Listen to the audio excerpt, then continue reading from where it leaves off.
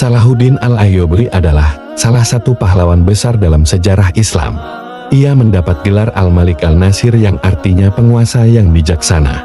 Yusuf bin Ayyub atau yang lebih dikenal dengan Salahuddin Al-Ayyubi terlahir dari keluarga Kudis di kota Tikrit pada tahun 532 Hijriah atau 1137 Masehi. Ayahnya bernama Naim ad-Din Ayyub. Assalamualaikum sahabat syiar Islam.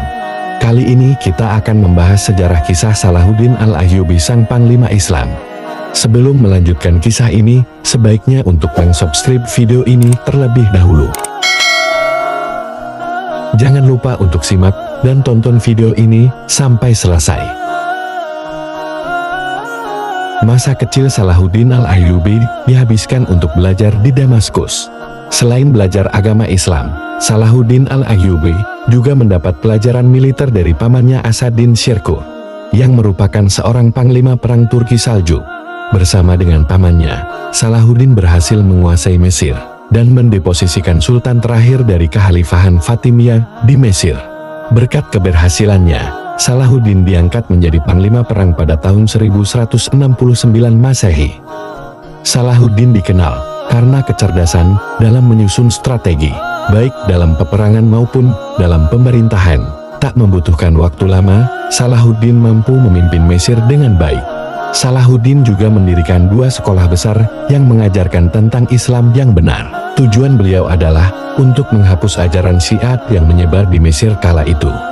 Salahuddin memenangkan Perang Salib, merangkum buku 55 tokoh dunia yang terkenal dan paling berpengaruh sepanjang waktu oleh Wulan Mulia Pratiwi et al. Butuh waktu yang panjang bagi Salahuddin mempersiapkan Perang Salib. Selain persiapan fisik dan strategi jitu, beliau juga melakukan persiapan secara rohani.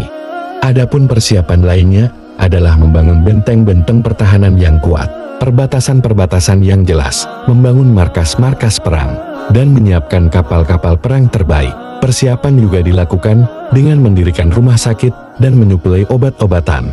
Meskipun Salahuddin sakit keras, hal itu tidak menyurutkan niatnya untuk memperjuangkan tanah Nabi, Yerusalem. Justru semakin kuat tekad Salahuddin untuk membebaskan Yerusalem dari kekuasaan Kristen. Perjuangan pertama disebut dengan Perang Hatay, atau perang pembuka, di mana pasukan Salahuddin pada saat itu berjumlah 63.000 prajurit. Pada Perang Hattin, pasukan Salahuddin membunuh 30.000 pasukan salib dan menahan 30.000 pasukan salib. Perjuangan selanjutnya di kota Al-Quds dan Yerusalem, di mana pasukan Salahuddin banyak yang syahid. Bahkan ketika pasukan salib memasang salib besar pada batu Sahar, hal tersebut membuat pasukan semakin bersemangat dan akhirnya berhasil memenangkan Perang Salib yang kedua. Kebijaksanaan Salahuddin Al-Ayyubi. Dengan segala kesabaran dan kebijaksanaan dalam perjuangan, Salahuddin Al-Ayyubi mampu mengalahkan pasukan salib di medan Perang Hattin. Selain itu, ada tiga hal penting dari kebijaksanaan Salahuddin yang menjadikan peperangan yang dipimpinnya memperoleh hasil menakjubkan, yaitu: yang pertama adalah pemberian cuti kepada para tentara. Pemberian cuti sangatlah berharga. Terlebih lagi seorang tentara juga memerlukan waktu untuk beristirahat, demi memperbaharui semangat jiwa dan mempertebal cita-cita meraih kemenangan. Salahuddin menjadikan kesempatan ini untuk mendekatkan diri secara personal serta menyiarkan dakwah kepada mereka.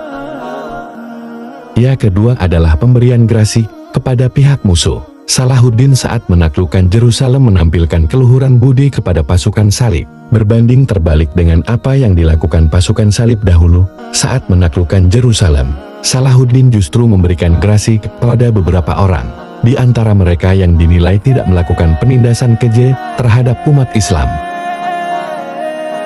Yang ketiga adalah mengadakan perjanjian damai kepada pihak musuh. Meski para pendahulu Salahuddin cenderung melakukan perlawanan secara fisik, Salahuddin justru mengambil kebijakan dengan mengadakan perjanjian damai bersyarat dengan pihak musuh.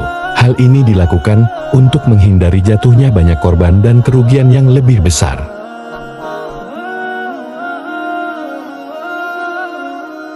Demikian kisah teladan yang dicerminkan dari sikap Salahuddin Al-Ayyubi di dalam sejarah peradaban Islam.